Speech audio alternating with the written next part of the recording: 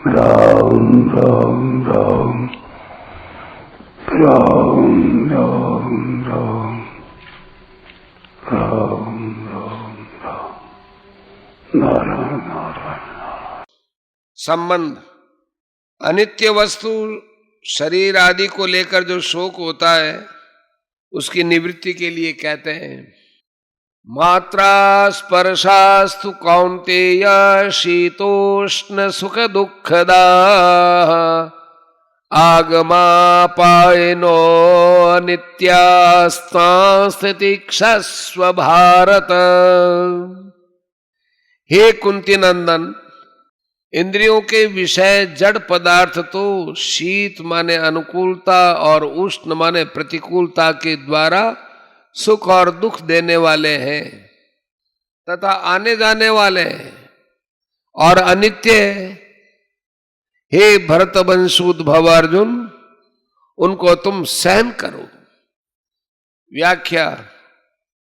यहां एक शंका होती है कि इन 14वें 15वें श्लोकों से पहले 11वें से 13वें श्लोक तक और आगे 16वें से 30वें श्लोक तक देही और देह इन दोनों का ही प्रकरण है, फिर बीच में मात्रा स्पर्श के ये 2 श्लोक कैसे आए?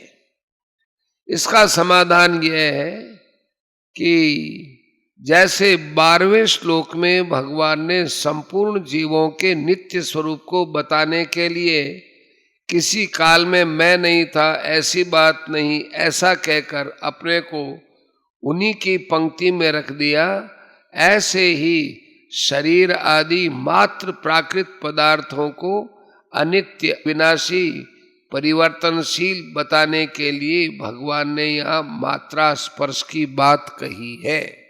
तू नित्य तत्व से देहादि अनित्य वस्तुओं को अलग बताने के लिए यहाँ तू पद आया है। मात्रा स्पर्शाः, जिनसे माप तोल होता है अर्थात जिनसे ज्ञान होता है, उन ज्ञान के साधन इंद्रियों और अंतःकरण का नाम मात्रा है। मात्रा से अर्थात इंद्रियों और अंतःकरण से जिनका संयोग होता है उनका नाम स्पर्श है।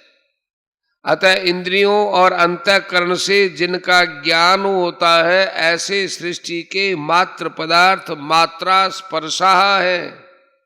यहाँ मात्रा स्पर्शाः पद से केवल पदार्थ ही क्यों लिए जाए, पदार्थों का संबंध क्यों न लिया जाए? अगर हम यहाँ मात्रा स्पर्शाः पद से केवल पदार्थों का संबंध ही लें तो उस संबंध को आगमापायिन नहीं कह सकते, क्योंकि संबंध की स्वीकृति केवल अंतःकरण में न होकर स्वयं में होती है। स्वयं नित्य है, इसलिए उसमें जो स्वीकृति होती है वो भी नित्य जैसी होती है। स्वयं जब तक उस स्वीकृति को नहीं छोड़ता तब तक वह स्वीकृति ज्यों की त्यों बनी रहती है। अर्थात पदार्थों का वियोग होने पर भी, पदार्थों के न रहने पर भी उन पदार्थों का संबंध बना रहता है। जैसे कोई स्त्री विधवा हो गई अर्थात उसका पति सदा के लिए चला गया, पर 50 वर्ष के बाद भी उसको कोई कहता है कि यह अमुक की स्त्री है तो उसके कान खड़े हो जाते हैं। इससे सिद्ध हुआ कि संबंधी के न रहने पर भी उसके साथ माना हुआ संबंध सदा रहता है। इस दृष्टि से उस संबंध को आने जाने वाला कहना बनता नहीं है। अतः यहाँ मात्रा स्पर्शा पद से पदार्थों का संबंध न लेकर मात्र पदार्थ लिए गए हैं। शीतोष्ण सुख दुःखदाः, यहाँ शीत और उष्ण शब्द अनुकूलता और प्रतिकूलता के वाचक हैं। अगर इनका अर्थ सर्दी और गर्मी लिया जाए तो ये केवल त्वगिंद्री के विषय हो जाएंगे जो कि एक देशीय है। अतः शीत का अर्थ अनुकूलता और उष्ण का अर्थ प्रतिकूलता लेना ही ठीक मालूम देता है। मात्र पदार्थ अनुकूलता प्रतिकूलता के द्वारा सुख दुख देने वाले हैं, अर्थात जिसको हम चाहते हैं ऐसी अनुकूल वस्तु, व्यक्ति, परिस्थिति, घटना, देश, काल आदि के मिलने से सुख होता है, और जिसको हम नहीं चाहते ऐसी प्रतिकूल वस्तु, व्यक्ति, परिस्थिति आदि के मिलने से दुख होता है। यह अनुकूलता प्रतिकूलता कारण है और सुख दुख कार्य है। वास्तव में देखा जाए तो इन पदार्थों में सुख दुख देने की सामर्थ्य नहीं है। मनुष्य इनके साथ संबंध जोड़कर इनमें अनुकूलता प्रतिकूलता की भावना कर लेता है, जिससे ये पदार्थ सुख दुख देने वाले दिखते हैं। भगवान ने यहां सुख दुखदाह कहा है। आगमा पाइन है, मात्र पदार्थ आदि अंत वाले, उत्पत्ति विनाशशील और आने जाने वाले हैं। वे ठहरने वाले नहीं है, क्योंकि वे उत्पत्ति से पहले नहीं थे और विनाश के बाद भी नहीं रहेंगे, इसलिए वे आगमा पाई हैं। अनित्या, अगर कोई कहे कि वे उत्पत्ति से पहले और विनाश के बाद भले ही ना हो पर मध्य में तो रहते ही होंगे ना, तो भगवान कहते हैं अनित्य होने से वे मध्य में भी नहीं रहते, वे प्रतिक्षण बदलते रहते हैं। इतनी तेजी से बदलते हैं कि उनको उसी रूप में दोबारा कोई देख ही नहीं सकता, क्योंकि पहले क्षण में वे जैसे थे दूसरे क्षण में वैसे रहते ही नहीं। इसलिए भगवान ने उनको अनित्य कहा है। केवल वे पदार्थ ही अनित्य परिवर्तनशील नहीं है, प्रत्युत उनसे जिन पदार्थों का ज्ञान होता है वे इंद्रियां और अंतःकरण भी परिवर्तनशील है। उनके परिवर्तन को कैसे समझें? जैसे दिन में काम करते करते शाम तक इंद्रियों आदि में थकावट जाती है और सवेरे तृप्ति पूर्वक नींद लेने पर उनमें जो ताजगी आती है वह शाम तक नहीं रहती, इसलिए पुनः नींद लेनी पड़ती है। इससे इंद्रियों की थकावट मिटती है और ताजगी का अनुभव होता है। जैसे जागृत अवस्था में प्रतिक्षण थकावट आती रहती है, ऐसे ही नींद में प्रतिक्षण ताजगी आती रहती है। इससे सिद्ध होता है कि इंद्रियों आदि में प्रतिक्षण परिवर्तन होता रहता है। यहां मात्र पदार्थों को स्थूल रूप से आगमा पाइन है और सूक्ष्म रूप से अनित्या कहा गया है। इनको अनित्या से भी सूक्ष्म बताने के लिए आगे 16वें श्लोक में इनको असत कहेंगे और पहले जिस नित्य तत्व का वर्णन हुआ उसको सत कहेंगे। तांस्तितिक्षस्व, ये जितने मात्रा स्पर्श अर्थात इंद्रियों के विषय हैं उनके सामने आने पर यह अनुकूल है और यह प्रतिकूल है ऐसा ज्ञान होना दोषी नहीं है। प्रत्युत उनको लेकर अंतःकरण में राग द्वेष हर्ष शोक आदि विकार पैदा होना ही दोषी है। अतः अनुकूलता प्रतिकूलता का ज्ञान होने पर भी राग द्वेष आदि विकारों को पैदा न होने देना अर्थात मात्रा स्पर्शों में निर्विकार रहना ही उनको सहना है। इस सहने को ही भगवान ने तितिक्षस्व कहा है।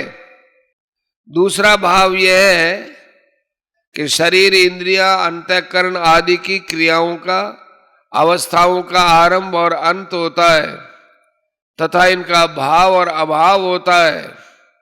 ये क्रियाएं अवस्थाएं तो बारे में नहीं है, क्योंकि तुम उनको जानने वाले हो, उनसे तुम अलग हो, तुम स्वयं जो के त्यों रहते हो।